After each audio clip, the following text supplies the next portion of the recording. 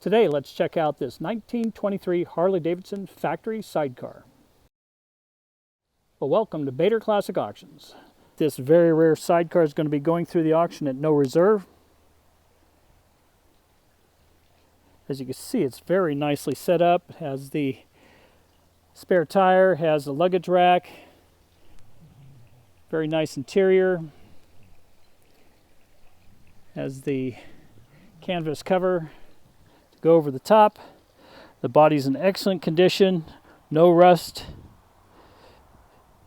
This would make a great attachment to any 1923, 22, 24, whatever Harley, and you can see it's just in great condition.